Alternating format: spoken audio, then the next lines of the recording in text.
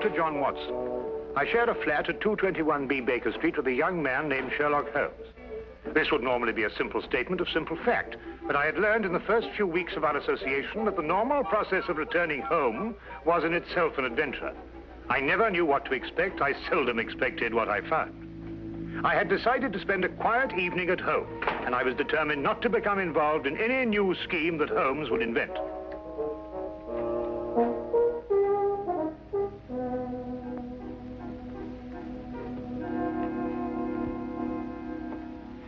Sulfate gas. Oh? Do you remember the Dietrich case, when the defense tried to prove that no one could produce a deadly poison without a trained chemist? No. Well, I'm going to try it now. With kitchen utensils and a secondary school chemistry book. I knew it could be done. There it is, Watson. Brilliant. Now you've done.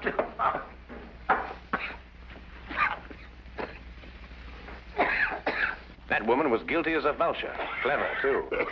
Holmes, I wish you wouldn't forget that we've got to live in these rooms. Can't imagine why the prosecution didn't think of this. The gentleman arrived here in a hansom. Appears to be coming up here. What else did you notice about our visitor? Oh, I don't know. I say about 30-ish, conservatively dressed. A man of modest means. What do you think, Holmes? I don't know. I didn't see him. You did. Oh, yes. Yes, of course. Oh, excuse me. Boy, do come in, will you? Good morning. Is this Sherlock Holmes' flat? Yes, indeed. Oh, sulfate gas. Oh. Mr. Holmes has been experimenting. That's Mr. Holmes. How do you do, Mr. Holmes? How do you do? I must apologize for calling upon you without an appointment, Mr. Holmes, but it is urgent. May I present my friend and colleague, Dr. Watson? How do you do? How do you do? Now then, Mr. Winthrop. Mr. Harvey Winthrop, isn't it? Have we met before, sir? No, but you mustn't underestimate your reputation. Won't you come in? And sit down. Thank you. Over there.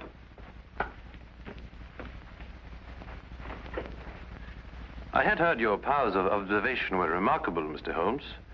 Perhaps you also know the purpose of my visit. I can only say it's a personal matter. How do you know? It is always a personal matter when one consults me rather than the police. Of course. But my reason to see you actually concerns my elder brother, John. It is he who controls the family wealth. In the event of his death, I would be sole heir. Does his death seem imminent? Well, his life has been threatened. In what way? I noticed you didn't ask by whom. You took pains to point out that only you would benefit by your brother's death. If you knew who made the threat, you wouldn't be so concerned with your own innocence. You're right. I do not know who's making these threats. Actually, I don't even know if it is a who. I beg your pardon, sir? Well, it is possibly a what, Dr. Watson. In this case, the heritage of every old family. The family legend. What is the Winthrop legend? Every member of the family destined for a violent death finds about his person silver coins. Silver coins? Oh, you mean like those silver coins the pirates use, called pieces of 8? Exactly, Dr. Watson. Pieces of 8 as a warning, and at the time of death, a gold doubloon. Have these coins any special significance? 30 years ago, my father was killed by a fall down the stairs in the main hall of Winthrop Manor. A gold doubloon was found under his body. Was he actually seen to fall downstairs? No. The manor was closed and has remained so ever since. I assume your brother has discovered several silver coins. Each day for the past 7 days. I see. What has been his reaction? He has decided for the first time in 30 years to reopen Winthrop Manor. In defiance of the legend? Exactly. We are going to be there this weekend. Who is we? My brother, my fiancée, and myself. And I would like you two, Mr. Holmes and Dr. Watson, to be there as well. Well, that's very good of you, sir. Do you have any other evidence to substantiate your belief? I was very young in those days, but I can still remember the sight of my father's body at the bottom of those stairs. Dr. Watson and I will arrive at Winthrop Manor this Friday night.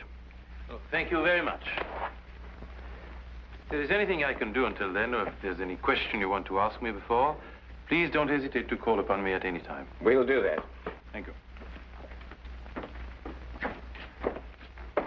Again, thank you, gentlemen. Not at all. Good day, you, sir. Good day. Well, Holmes, what do you think? I think it's amazing the extent to which people will go to obscure the simple facts of murder or threatened murder. You don't believe in the legend? Nonsense. Well, but after all, Holmes, you said yourself that these things very often have a basis of fact. The odor lingers. There was no mention of that in the Dietrich's case. I'm a man of science myself, Holmes, you know that.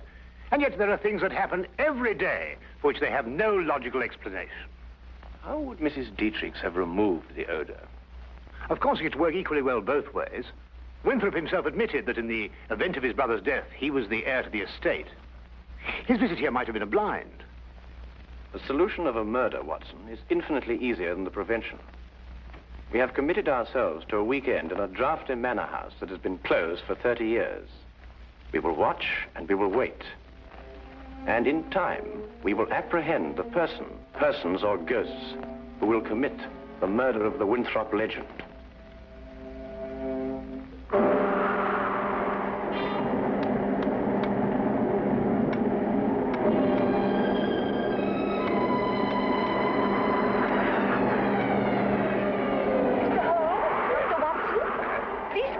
Thank you.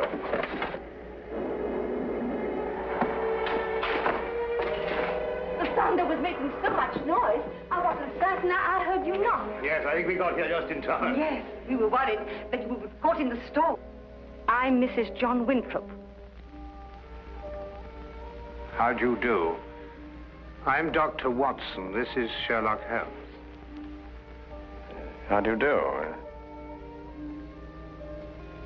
I'm very pleased to meet you. You can leave your things here and go into the sitting room. We've managed to get it comfortably warm. I'll have your luggage brought up to your rooms. You'll have to excuse the inconveniences of the house. My husband's decision to spend the weekend here was rather sudden. And I'm afraid we're understaffed. Please don't concern yourself with us, Mrs. Winthrop.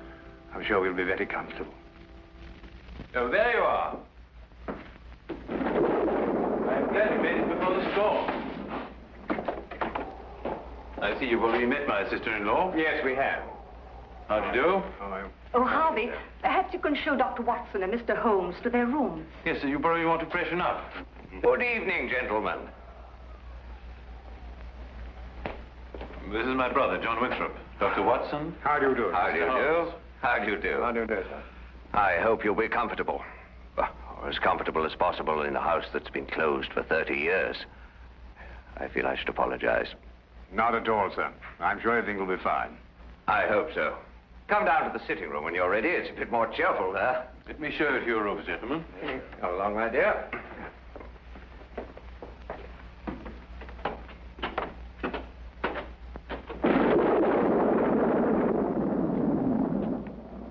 You didn't mention your brother was married.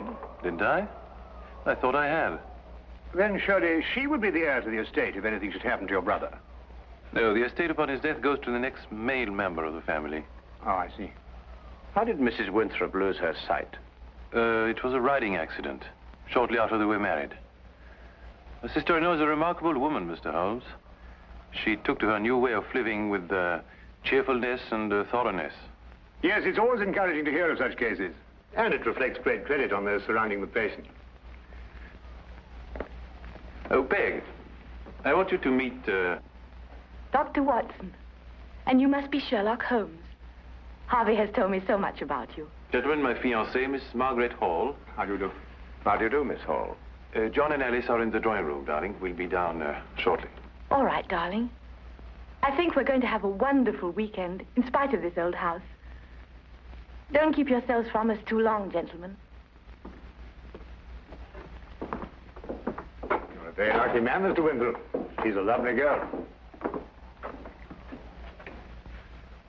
As a matter of fact, you know, there's some very good hunting country around here. Do you go in for that sort of thing, Mr. Holmes? On occasion, sir. Not very often. Thank you. My wife thinks I'm a bit reckless. She worries about my neck. A glass, my dear. Thank you. That appears to be a preoccupation with more than one member of your family, sir. You mean my brother, too? And the reason for your being here? Nonsense. I said the same thing. And you agree with me? You, too, think it's a lot of rubbish? I don't think we're referring to the same thing, sir. I'm talking about the legend, of course. Ah, I see. May I ask, sir, what precautions you've taken against it? What would one do? How does one fight a myth? Well, what's your opinion, Mr. Holmes? Should I take this matter seriously? You are obviously taking it seriously by defying it.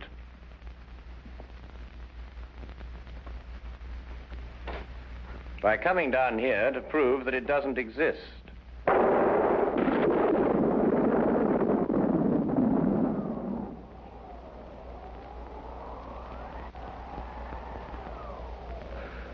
Jove, I hadn't thought of it like that. You're dead right, of course. But let me put it like this. Do you really believe the legend is dangerous? You are obviously overlooking the second conclusion, sir.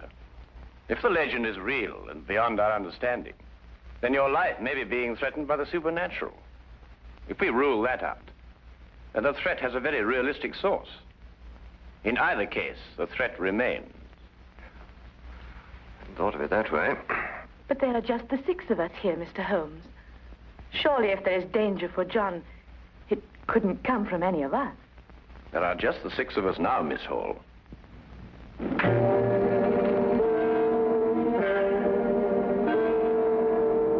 But now there are 7.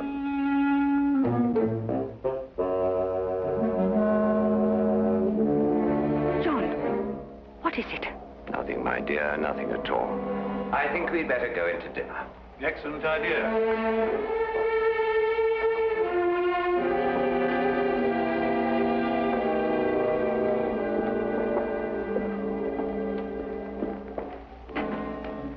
I don't like it, Holmes. Neither do I, Watson. Neither do I.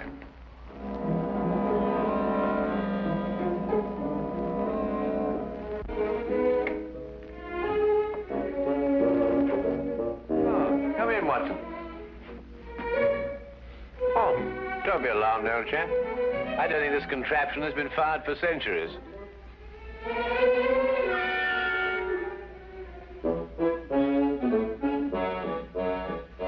You could hardly expect me to know that from here, Holmes.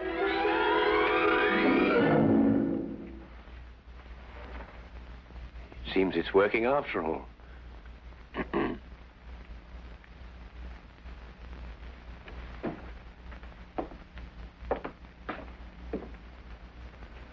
I wanted to talk to you about that dinner we just had.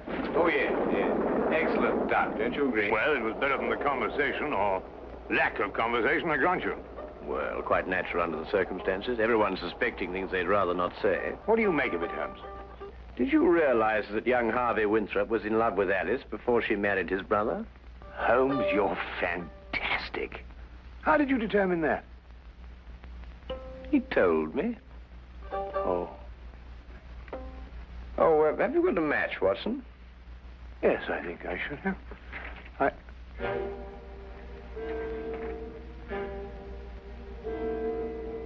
Holmes, look. Yes, I know. I slipped it in your pocket during dinner. You what? I just wanted to see how easy it was to plant those things on someone else. Well, really, Holmes, for all you know, I might...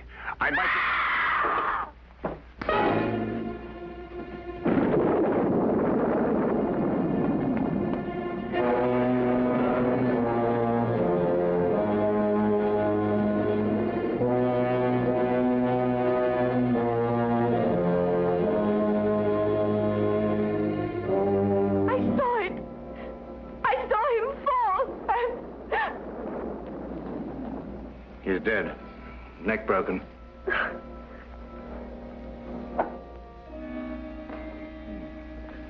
A gold doubloon.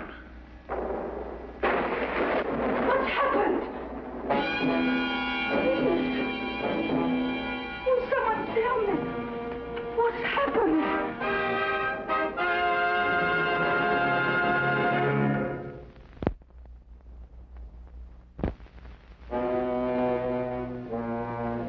And now, we return to the case of the Winthrop legend.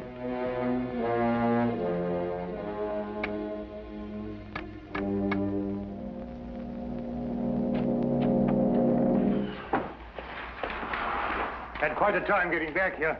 The roads are turning bad. Harvey Winthrop. Good evening, sir. Could you get everybody together and see if we can try and get this thing sorted out? Where's the body? Over there. Broken neck. Died instantly. What do you say? You up there? Oh, good evening, Constable. That is Mr. Holmes. I've spoken to you about him. Oh, yes. Good evening to you, Mr. Holmes. Glad to have you on this case.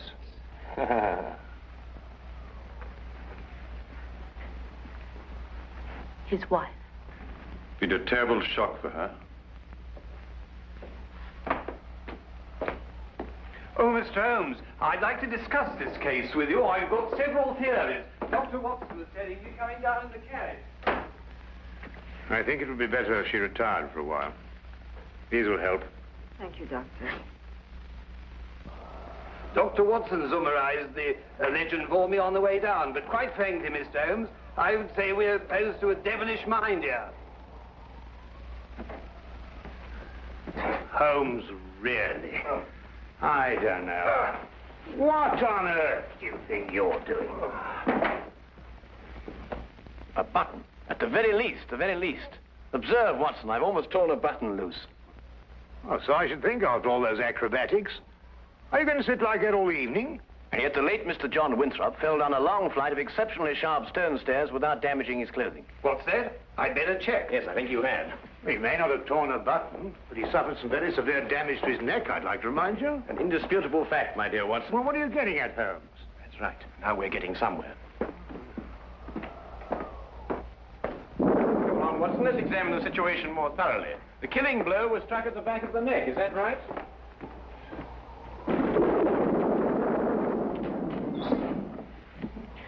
It was. He must have struck the edge of the stairs. He fell. Stone. Edge is quite sharp. The wound be deeper, more pronounced, Watson. Would you re-examine the injuries like a good fellow? Mm-hmm. Well, the skin's broken, but not unusually so. Still, it's difficult to know the position of the body when he fell. I agree with Mr. Holmes. Winthrop and the blind woman were at the top of the stairs when he fell. Mm-hmm. And in a position to have pushed him down. Right. You then imply that Miss Hall, being downstairs all the time, may be ruled out as a suspect. Well, I should take that as a prima facie proof of her innocence. Do you really think so, Watson? Mm-hmm. What's that? Who are you accusing, Mr. Holmes? Your fiancée. Holmes? You're insane. Not at all, I assure you. Your brother didn't fall down these stairs. He was killed, struck by a blow from behind, very probably in this room. His body was then placed at the foot of the stairs, and the legend having been carefully reawakened, and the manner in which your father met his death, and the gold doubloon, all led you to the obvious conclusion. She couldn't have done it. I assure you she could. But Holmes, she had no motive. The estate now passes to Harvey Winthrop. Well, yes, I'm the only one who had a motive. I would say you and the lady you are going to marry. Are you going to report her to the police? Less than useless, I'm afraid. No court in this world would ever convict her on the evidence we have. Well, assuming you're right, and mind you, to me, it's only an assumption, there's nothing we can do. Yes, there is. We can at least remove the assumption. Come with me, gentlemen, into the drawing room.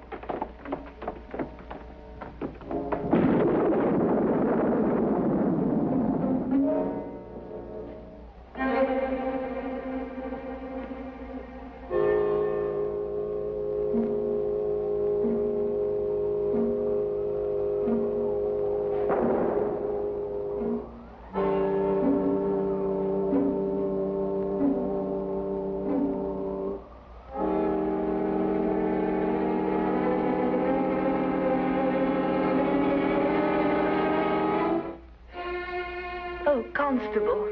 I didn't know you were there. Just looking around, routine, you know, miss. Of course. Did you want to see me? Not especially, miss. A few more things to check up on. The rest lies completely in your hands.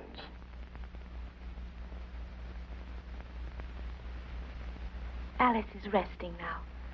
Not sleeping, but... Oh, this whole thing is horrible. If you'll forgive us, Dr. Watson has a medical certificate to fill out. Yes, I should attend to that.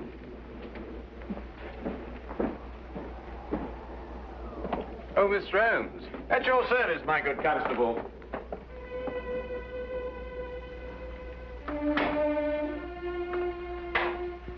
That Holmes. What a peculiar man. What? Oh, Holmes, yes, he is, isn't he?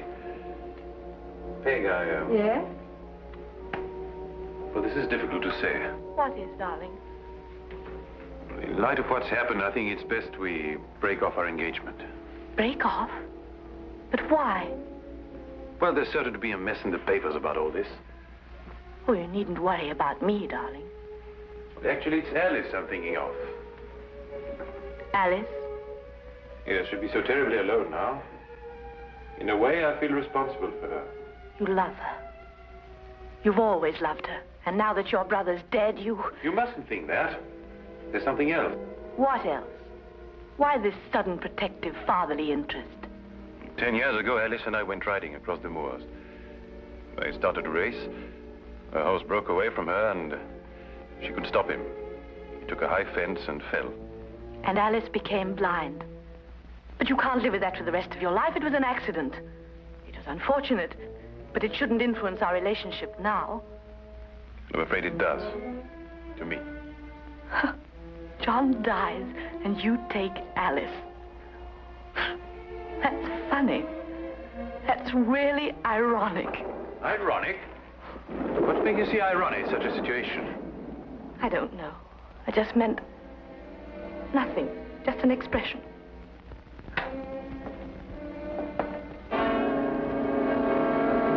Very interesting choice of words, I might add. Alas, I must confess we were eavesdropping.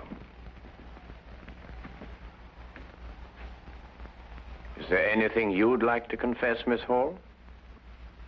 What does this mean? You spoke of irony. Such a choice word.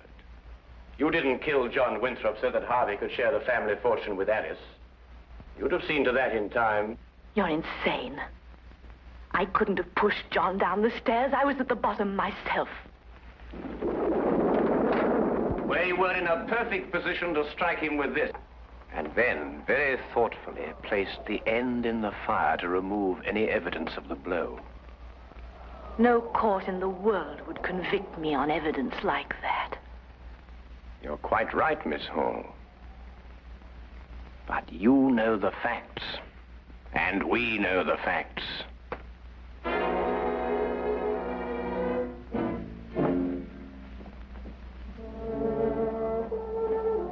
But surely, Holmes, something can be done. I don't think so, Watson. The young lady used her wits, and an ancient legend. And a murderess walks free.